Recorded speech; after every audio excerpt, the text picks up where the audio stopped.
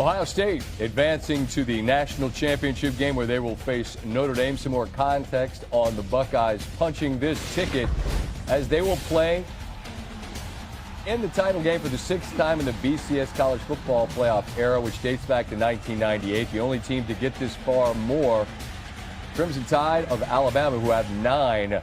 Ohio State last won it all in 2014. On the other side of the line of scrimmage, Fighting Irish and Notre Dame. These two will play for the 9th time in series history, a history owned by the Buckeyes of late. Ohio State's won each of the last 6. Notre Dame last beat them, wow, in 1936. That was the score of 7-2. Don't know what happened, but it was evidently defense.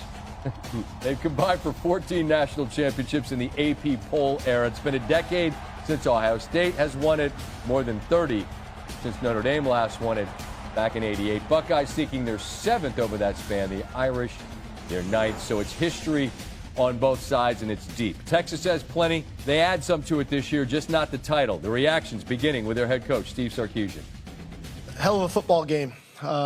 Two really good teams battling, and they made 2 big plays. You know, they hit the screen at the end of the first half and got the sack fumble on 4th down there for a touchdown. But 2 really good teams. A ton of credit to Ohio State. They're a very good football team, well-coached, hard-fought game. I'm really proud of our players for the resiliency they showed tonight to fight back, to get into the game, to have an opportunity first to go on the 1, and we're able to put it in. So as I told them, you know, that today's game is the life of a competitor. You put yourself in this arena, you compete your tail off, but we have nothing to hang our heads about by the way they competed, not only tonight, but this entire season. I felt him. I started drifting away. Thought I was going to be able to get the ball off before he got there. Obviously, you know, it's not like I tried to give them the game, but, you know, I saw Jack running with the ball down the sideline, and, you know, it sucks, man. But, you know, he's a great player, great individual, great person. You know, we, like you said, we were roommates when I was up at Ohio State, so, you know, it sucks. It sucks, but, you know, Jack's a good player, and he made a great play. Context of the modern schedule with a playoff, you can get more games, but regardless, Texas does match a program record with 13 victories this season. The other 2 instances came in a 13-win season of 2009 when they made it to the national title game, but fell there in 2005 when they won it all. Dusty Dvorak joins me now. You know what's interesting? You think of the Georgia game that Notre Dame won. Strip sack and a touchdown right before halftime, and a kickoff return to start the second half. 14 points on 2 massive plays turned the game. Ohio State gets a screen for a touchdown. They get a strip sack for a touchdown in a game that ultimately is won by 14. It's wild how the margin's larger than how close it was. And let's start from your perspective with the goal line stand from Ohio State, where it appears Texas is going to even this thing up. You got to see this guy upstairs. He is chomping at the bit all night. We got a game. We don't have a game. We got a game. We don't have a game. Looks like we got a tie game. Then we don't. Two nights in a row, we get to watch these semifinals together. It reminds me of Jim Harbaugh. Who's got it better than us? I mean, we're watching this. Nobody. We're having fun up there watching this game. What I thought made this game work perfect is this Ohio State team. We talk Will Howard. We talk Jeremiah Smith. But it's about the defense of the Buckeyes, the number 1 defense in college football, in total yards, and scoring defense. And when they had to have it, it was this goal line stand. How about the line Sawyer said, if you give us an inch, we'll defend it. You had to love that. I mean, that's the best. Just the whole storyline around Jack Sawyer. I mean, how about that? Quinn Ewers and him, their roommates. But then after the Michigan game, the flag planting, he was angered. I mean, he was distraught over that. And he's done something about it. I love what you said with Herbie. It's like, you can be mad about it. What are you going to do about it? He stepped up with his play. But let's take a look at these goal line plays here. Sark is a wizard, right? Sark is a wizard, and he is such a good play designer. Who am I to question what he wants to do? I was surprised, though, guys. I was really surprised that they wanted to run something laterally. What we're going to see here, we're going to get a down and around. Tight end's going to come down and block down. You're going to pull Kelvin Banks, your All-American offensive tackle, out. Now watch as this happens. This is so good. I mean, I'm talking incredible stuff here by Caleb Downs. Watch him get right behind Kelvin Banks, get up the field, create this penetration, and then equally as good, watch Lathan Ransom get over the top. He is going to beat He is going to beat this offensive tackle to the point, and he is going to set the edge. We talk about setting the edges of a defense. It's the backside pursuit from Caleb Downs with that speed, and then it's Latham Ransom coming in over the top with that speed. That play had zero chance. No chance. They Zero. have so much speed at the safety position. Didn't make any sense. Whether it's arch, whether it's running it downhill, I expected to see something downhill for that play. We did not. It set them back, and it obviously set up the pass deflection by Jack Sawyer, and then set up one of the plays that's going to go down all time in Ohio State Buckeye history. And the one thing I want you to pay attention to, Cam Williams, okay? Right tackle. Cam Williams, he's been banged up, he's been injured, missed the Arizona State game. Watch his eyes for me. He's looking right here. Watch him look at Simon, the linebacker. He's going to be hugged up. And all it takes is just a slight second. Watch the hesitation. As his eyes are inside, he sees that linebacker. Look, see how he's still got that hand checking there? He's not fully kick sliding. He is just still going to protect that gap. I've been saying forever, you got to kick slide, Dusty. You got to be able to kick slide. And when you got a guy like Jack Sawyer who's sprinting off the ball and the hands are so good, so clean, he gets the swipe. And how about the athleticism? You called it. It's the trifecta. It's the sack, it's the strip, it's the scoop, and it's the score. And it's Ohio State winning this football game on that play, punching their ticket to a national championship. Just unbelievable. We've seen it against Penn State this season, keeping the Nittany Lions out of the end zone. We saw it on the biggest stage here tonight. That defense has been the calling card for this team all season, and they were again tonight. And that toss on second down, though, backed them up, because if it weren't Downs and Ransom, I think it got there. I looked like a corner and a safety that were going to get there, too. That just play had zero chance, and it put them way off schedule, and then Sawyer makes the forever play. They also had some forever plays from their running backs in this game. I've joked with Coach Day afterwards, throw it to four. He had zero impact on this game. So what did the running backs give Ohio State tonight? Well, I thought that Quinshon Judkins, I thought he set the tone early. He was physical in that opening drive, and we saw him with not one, but two rushing touchdowns on the night, which I thought was extremely impactful in this football game. He also had a key block. If you go back early in that game, I think it was Gilbo came down, and he absolutely obliterated him. He was playing with a different sense of purpose, different kind of physicality. And then TreVeyon Henderson.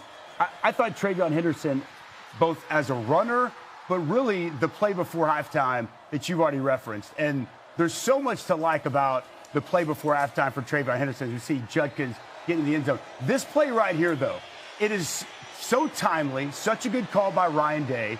It is low risk, high reward. The way that thing set up with the second and third level of Texas defenders getting back, it looked like a kick return.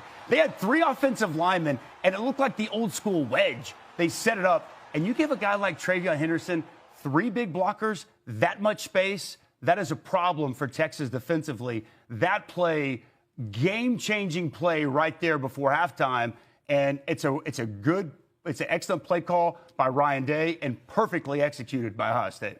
As I was explaining to you upstairs, to me, I'm always very careful about what I think I know and what I don't. And in this case, I'm asking you sincerely, is that just a situation where the Ohio State play call is right into the teeth of the exact worst possible situation for Texas? Because I don't get the blitz in that situation. Or is it just you catch them in the perfect call in the perfect moment? Yeah, and I think that Texas was playing more for just really like a prevent defense. They set way back. When TreVeyon Henderson catches that ball. You said it looked like what? It looked like a kick return. Right? There wasn't a Texas defender within 20 yards. Right. So now all of a sudden, watch these guys set up. I mean, it's like a wedge. They're setting up.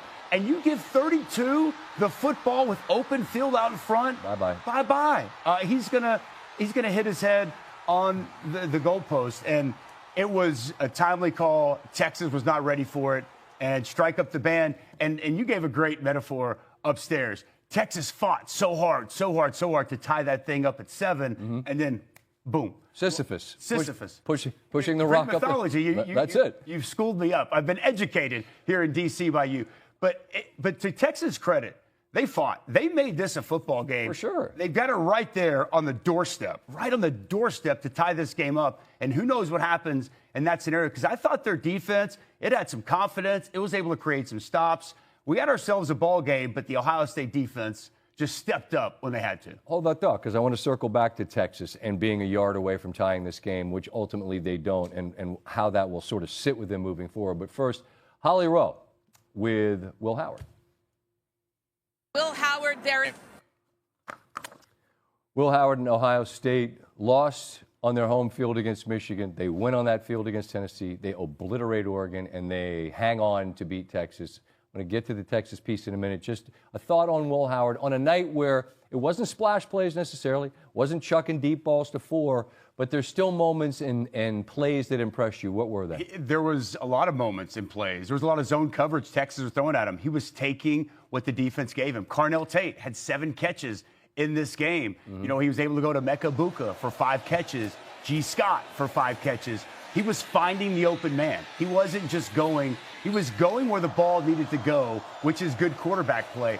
And on that last touchdown drive, a big third down conversion that he was able to find Carnell Tate for a big first down. And the 4th and 2 play call by Ryan Day, the quarterback power, I mean, we're up there calling it. We expected, at that point, they had not really called Will Howard's number as a runner. You're talking about timely, good play call and execution on that quarterback power. I mean, the guy has been a leader. And to step in the first year, similar to Riley Leonard, interesting how both these guys coming in their first year, leading their teams to victory. A lot of people were questioning, especially after Michigan, was it really an upgrade from where they were a year ago with Kyle McCord? And he has been excellent throughout this playoff. And even without Jeremiah Smith, 1 reception, 3 yards, he's still able to get it done and find other guys and win this game. Ford's got 60 more minutes to hang numbers. Yeah, I imagine he probably will. Is there a game that you still to this day think back that didn't go your way? Is there, like right now, is there a game that you think, I can't believe we lost to somebody somewhere along the way? 2003 national championship against Nick Saban LSU. Yeah, absolutely. Okay. We have the ball, and we're down. You know, me tell you the whole thing. No, I'm just saying. 21-14, we're down there, offense. It has the ball inside the 10-yard line. They get the stop. We don't. They win the football game. My point, it's been more than 20 years. It's still right there, right? Right there. If you're Texas, how do you reconcile that you're a yard away from the end zone and you go backwards and then watch 33 run down the sidelines? Look, this team's done some great things. Back-to-back years. I understand that. They go to the semifinal. They won a championship last year in the Big 12. They make it to the SEC championship this season. They did great things. You need to try to find a way to remember that because it's not going to go away. I'm not the guy to minimize the accomplishment. It's not going to go away. They're building culture. They're doing all the things Sark says he wants to do. You're a yard away from tying the game, and you don't. I'm just asking, what do you do with that? You live with it, and you say, you know what? You give credit where credit's due. You give credit to Jack Sawyer. Yeah. You give credit to Ohio State, and you take your L's, man. That's part of this. And that's why when we go out there as competitors, there's a winner, there's a loser. Yep. You lay it on the line, baby, every single time. And sometimes you come out victorious, and sometimes you come out not. Those guys gave everything they had. They left it all on the field, and it just wasn't quite enough here tonight. How will they forget that moment and that feeling? 22 years later, Scott, I remember like it was yesterday, and I wish I could tell you it felt better today than it did then. But but the good news for you is you're sitting in the basement in D.C. with some bald-headed guy who looks like an old shoe, so it's worked out really well for you. We've loved having you here, and you're going to be with us to talk national championship game.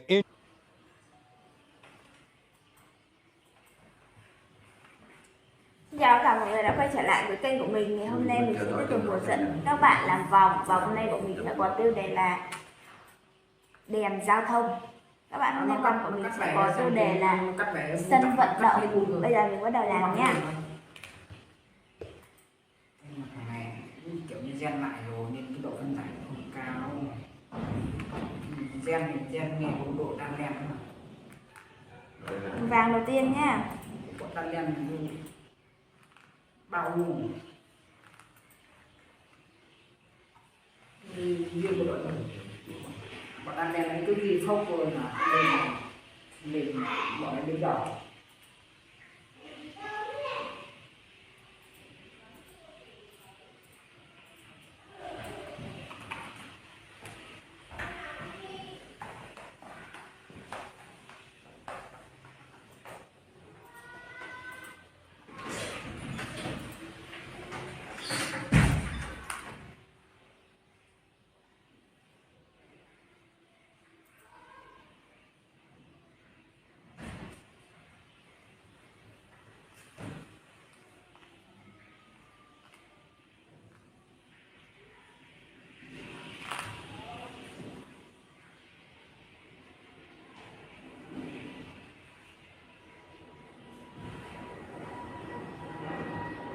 Các bạn hãy lên màu vàng của mình, màu vàng này nha. Tiếp tục là màu tím nha.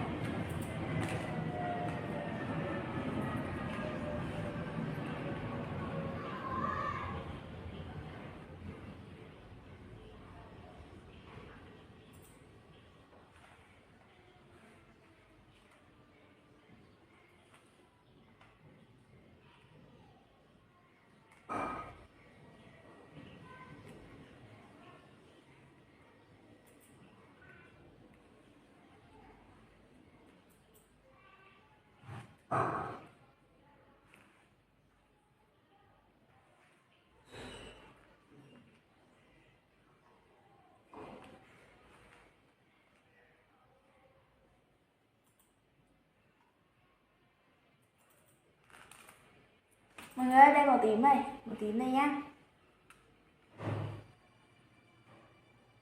Tiếp theo là màu hồng.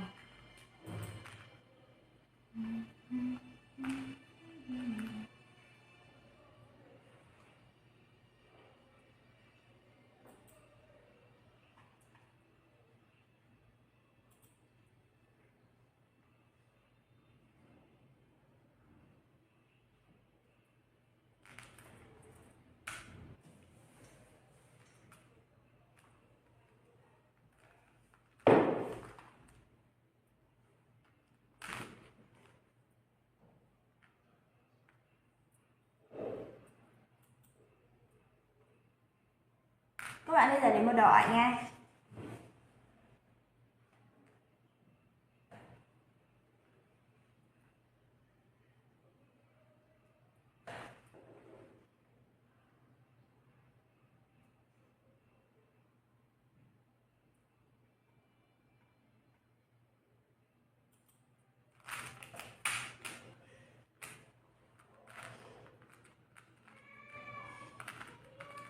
Sau màu đỏ là mình lại tiếp tục với màu vàng nha.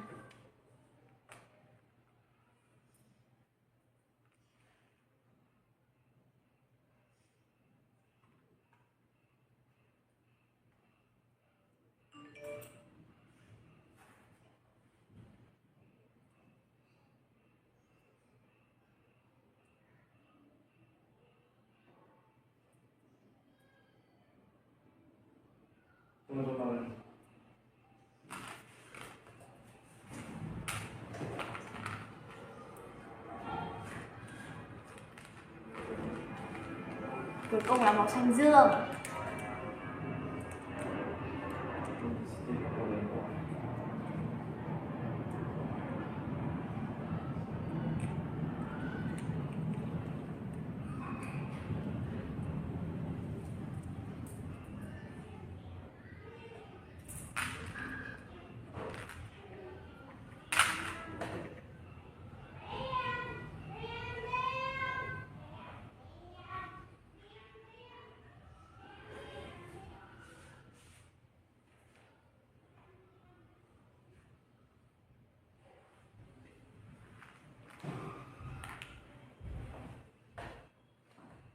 Giờ mình xỏ hạt xoàn nha.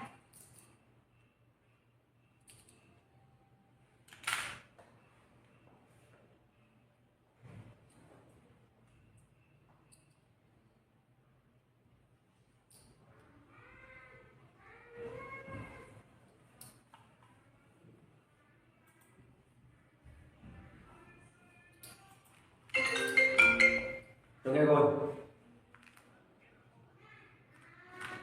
Vâng, nhưng mà cháu đem cho cô cái ở đấy,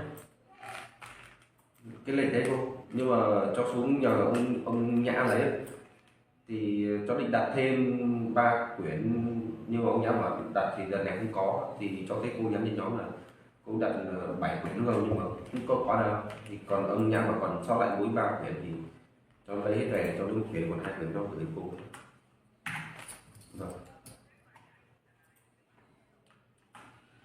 Và thế cô xem thiếu bao nhiêu thì cô đặt thêm. Mọi người mình xỏ bông hoa mà vàng.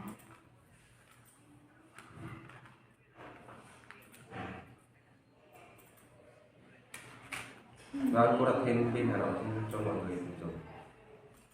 Với lại có 2 cái tờ lệnh để gắn cho lấy thêm. Và